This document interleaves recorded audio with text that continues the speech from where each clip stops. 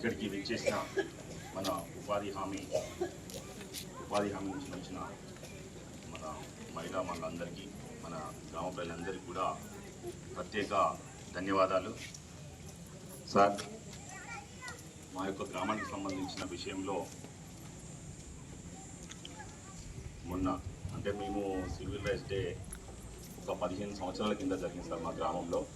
ఆ రోజు అందరు కూడా ఎంపీడో కానీ ఎంఆర్ఓ సార్ కానీ ఇప్పుడు సమ్మిరెడ్డి సార్ ఉన్నప్పుడు ఎస్సీ కాలనీలో మన యాకన్న ఇంటి దగ్గర సహపంక్తి భోజన కార్యక్రమం చేశాం సార్.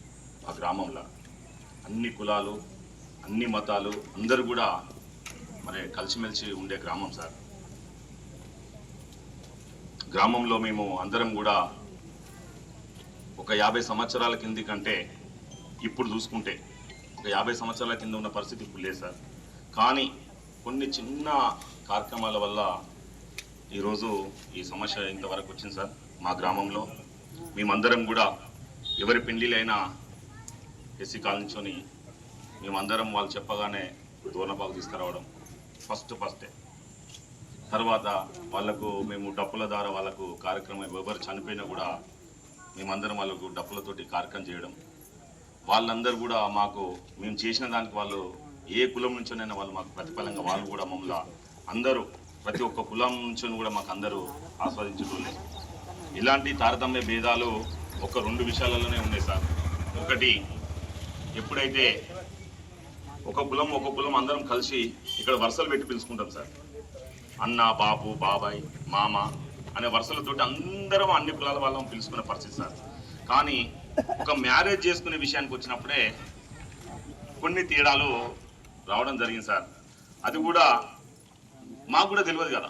మా గ్రామంలో ఉన్న యువకులు వేరే గ్రామంలో సంబంధించిన మాదిగ యువతిని చేసుకున్నారు అనేది మాకు తెలియదు. అది వాళ్ళు జరిగిన సంఘటనలు కూడా మాకు సందర్భం లేవు. మొన్న పేపర్లో చూసినాక కార్యక్రమాలు చూసినాక మేమందరం కూడా ఇబ్బంది పడవలసిన అవసరం వచ్చింది సార్. వాటికి కూడా తావియవలసిన అవసరం లేదు. ఎందుకంటే ప్రతి ఒక్క విషయంలో అందరము మేము కలిసిమెలిసిపోయే వాళ్ళం, కలిసిమెలిసి ఉండేవాళ్ళం. కానీ కుల వివక్షత అనేది రూపమాపవలసిన అవసరము మనందరికీ ఉన్నది. ఎందుకంటే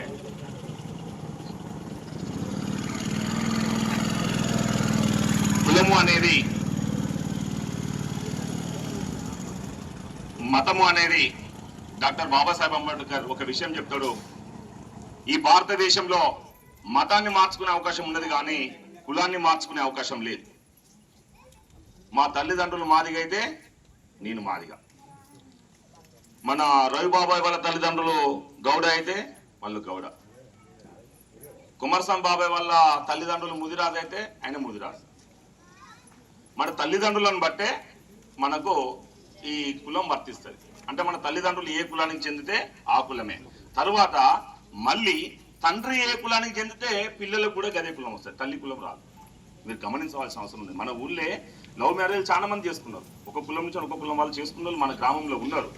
దాన్ని మనం ప్రోత్సహించాలి కానీ దాన్ని మనము వాళ్ళని విస్మరించొద్దు, వాళ్ళని దూరం చేయొద్దు.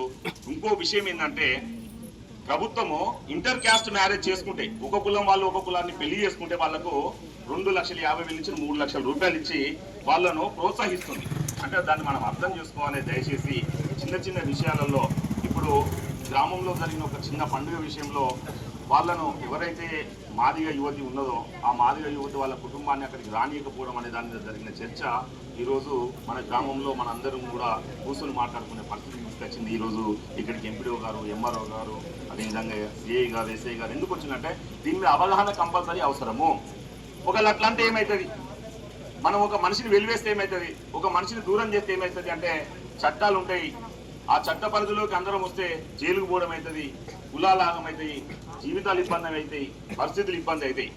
కాబట్టి వాటికి మనము కుల వివక్షతను ఎవరు కూడా చూపెట్టకుండా ఉండవలసిన అవసరం అందరి మీద ఉన్నదని తెలియజేసుకుంటూ, సార్ మాకు కూడా కొన్ని విషయాలు ఉన్నాయి సార్. గ్రామానికి సంబంధించిన విషయంలో మాకు వాళ్లకు రావాల్సిన కొన్ని సమస్యలు ఏంటి అంటే అన్ని కులాలతో కాదు కానీ ఒకటి ఏదైతే ముదిరాజు వాళ్ళు మాకున్న సమస్య ఏంటి అంటే బంజరుకుంట విషయం సార్.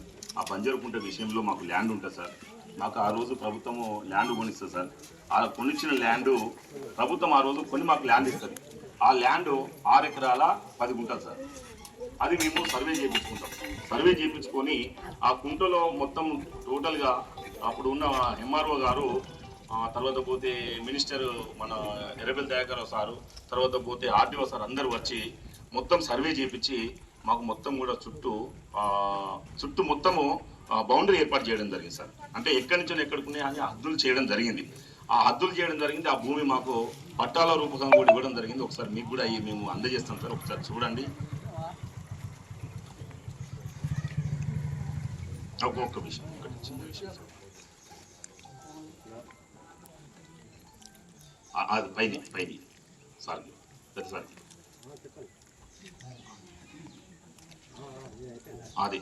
అది ఉందా దాని కింద?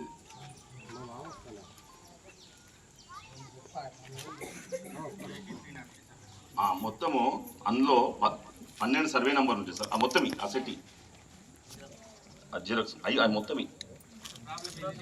ఈ ప్రాబ్లము సార్, సమస్య రావడానికి ప్రాబ్లం ఇక్కడనే ఉంది సార్. మాకు ఈ భూమి పట్టా ఉంటుంది సార్, పట్టాలు వస్తాయి మాకు. కానీ మేము హైకోర్టుకు వెళ్ళడం జరుగుతుంది సార్. అందులో ఇండ్ల స్థలాలని పడి ఉంటుంది సార్. మాది ల్యాండ్, మాకు ఇచ్చిన ల్యాండ్ ఇండ్ల స్థలాలని ఉంటుంది. ఇండ్ల స్థలాలని ఉంటుంది, చూడండి సార్. అయితే 6 ఎకరాల 10 గుంటలు మాకు ఇచ్చినాక ఇండ్ల స్థలాలు ఉండడం వల్ల హైకోర్టు ఏం చేస్తుంది అంటే, హైకోర్టు వాళ్ళకు అందులో ఇండ్ల స్థలాలు ఉన్నాయి కాబట్టి అలా వాటర్ నిలుస్తుంది, ఇల్లు కాదు, ఇళ్ల స్థలాలకు ఇచ్చిన దాంట్లో వాటర్ ఎట్లా నిలుస్తుందని దాని మీద హైకోర్టు వాళ్ళకు చేపలు పట్టుకునే అవకాశం వాళ్ళకి ఇచ్చింది సార్. ఇవ్వడం వల్ల మాకు 2 కులాల మధ్యలో కొంత వేరియేషన్ వచ్చింది. వాళ్ళ హైకోర్టుకు పోయినా, మేము హైకోర్టుకు పోయినాం. పోవడం వల్ల వాళ్ళు ఇదివరకు ఏంటి అంటే, మాకు మా భూమి మాది కాబట్టి, ఆ భూమిలో నీళ్లు నిలుస్తాయి కాబట్టి, అది ఒక ఏక్ ఫసల తరి పంట కాబట్టి వాళ్లకు మాకు ఒక 5 క్వింటాలన్నర చేపలు ఇచ్చేసారు. ఫస్ట్ 2 క్వింటాలన్నర, తర్వాత 3 క్వింటాలు, తర్వాత పెరిగే కొద్ది క్రమంలో 5 క్వింటాలన్నర చేపలు వాళ్ళు మాకు ఇవ్వడం, మేము తీసుకోవడం ఇది జరిగింది సార్. జరిగిన తర్వాత కొంత వేరియేషన్, మా భూమి మాకు పట్టాలు వచ్చినాక మా భూమిలో మేమే చేపలు పోసుకుంటాం, మీరు పోయొద్దు అని వాళ్ళతో మేము వాళ్ళకు మాకు కొంత గొడవ జరగడం జరిగింది సార్. ఆ తర్వాత మేము హైకోర్టుకు పోయినాం, వాళ్ళు హైకోర్టుకు పోయినాం సార్.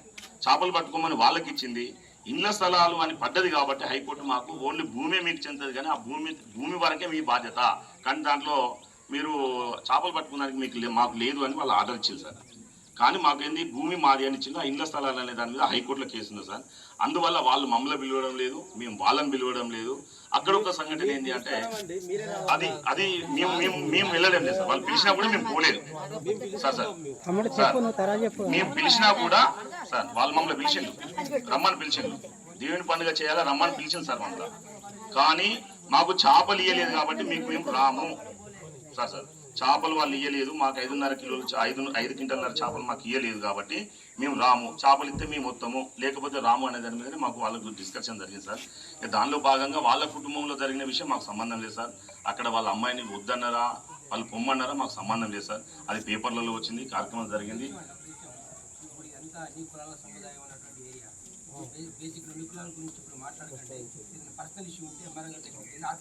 సార్. అయితే ఆ విషయంలో వచ్చిన సందర్భమే ఈరోజు మనం అందరం ఇక్కడ కూర్చోవాల్సి వచ్చింది సార్. అది సందర్భం సార్. మాకు కూడా తమరికి సివిల్ రైట్స్ డే సందర్భంగా తమరికి మీ దృష్టికి తీసుకొచ్చేది ఏంటి అంటే, మాకు ఏదైతే మా ల్యాండ్ ఉన్నదో మళ్ళీ ఒక్కసారి మీ సమక్షంలో సర్వే చేసి మాకు తర్వాత కొలతలు పెట్టి మీ సమక్షంలో కూడా ఆ ల్యాండ్ను మాకు అజ్జేయాలి సార్. ఇండ్ల స్థలాలు అనే విషయాన్ని తీసేయాలి సార్. దాన్ని మీరు దృష్టిలో ఉంచుకుంటారని తమరికి తెలియజేసుకుంటూ, ఇంకా విషయానికి వస్తే సార్, మాకు ఎస్సీలకైనా బీసీలకైనా ఇక్కడ ఇండ్ల విషయంలో కూడా మాకు అవకాశం కల్పించాలి సార్. అదేవిధంగా భర్త చనిపోయిన మహిళలు ఉన్నారు సార్, వాళ్ళకు కూడా పెన్షన్ ఏర్పాటు చేయాలి సార్. వాళ్ళకు పెన్షన్స్ ఇవ్వాల్సిన అవసరం ఉన్నది, ఎందుకంటే ఇప్పుడు వాళ్ళకి పెన్షన్ వస్తలేదు సార్. అదొక్కసారి మీరు నోట్ చేసుకోవాలి సార్. అందరు ఇబ్బంది పడతాం సార్. అదేవిధంగా మా గ్రామంలో సార్ ఇంటర్నల్ రోడ్లు కొన్ని ఖరాబ్ అయి ఉన్నాయి సార్. ఎస్సీ కాలనీ కానీ బీసీ కాలనీ కానీ ఆ రోడ్లు కూడా కొంచెం వచ్చే అవకాశం చూడాలి సార్. ఏదైతే మళ్ళీ కరెంటు సందర్భం ఏదైతే ఉన్నదో కొంచెం అది మాకు కరెంటు ఫోన్లు కూడా ఇంకా అవసరం లేదు సార్. మొత్తం లూజ్ లైన్స్ ఉన్నాయి సార్. వాటిని కూడా కొంచెం తమ దృష్టిలో పెట్టుకోవాలి సార్. ఇది విజిలెన్స్ డే కాబట్టి, గ్రామ సభ కాబట్టి తమ దృష్టికి తీసుకొస్తున్నాం సార్. ఎందుకంటే ఈ మధ్యకాలంలో గ్రామ సర్పంచ్ లేకపోవడం వల్ల, ఎంపీటీసీ లేకపోవడం వల్ల, వార్డు మెంబర్స్ లేకపోవడం వల్ల కూడా ఇబ్బంది ఉన్నది కాబట్టి, అది గ్రామానికి సంబంధించిన విషయాలు కాబట్టి మీరు కొంచెం దీన్ని దృష్టిలో పెట్టుకోవాలి సార్. ఇంకొక విషయం ఏంటి అంటే, ఇప్పుడు అంగన్వాడీ వచ్చే వరకు ఇప్పుడు అంగన్వాడికి సంబంధించిన లేవు సార్. ఇది వరకు స్కూల్లో ఉండేది, ఇప్పుడు బయట ఉన్నాయి సార్. ఎస్సీలకు ఒక అంగన్వాడి ఉంటుంది, బీసీలకు ఒక అంగన్వాడి ఉంటుంది. ఏ పిల్లలు అక్కడ ఏ ఏరియాకు ఆ ఏరియాకు పిల్లలకు అంగన్వాడీలు ఉన్నాయి సార్. ఇంతవరకు సెంటర్ లేవు సార్, అంగన్వాడీ సెంటర్ లేవు సార్.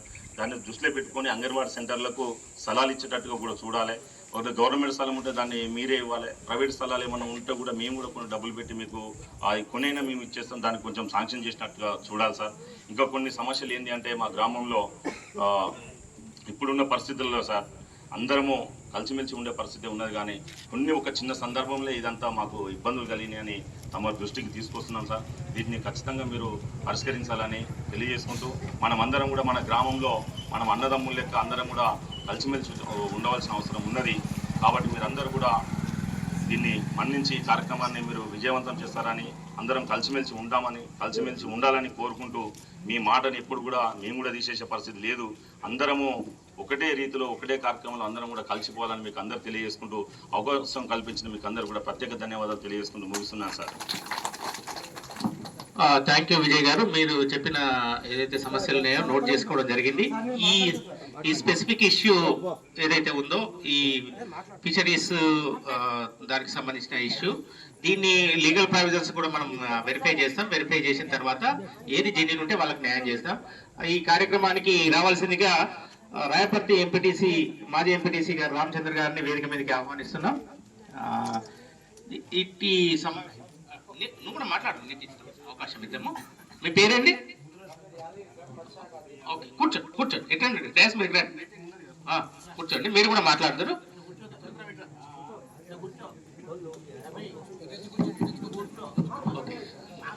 ఈ కార్యక్రమాన్ని ఉద్దేశించి మన ఎంపీడీఓ రాయపర్తి గారు తమ అమూల్యమైన సందేశం ఇస్తారు.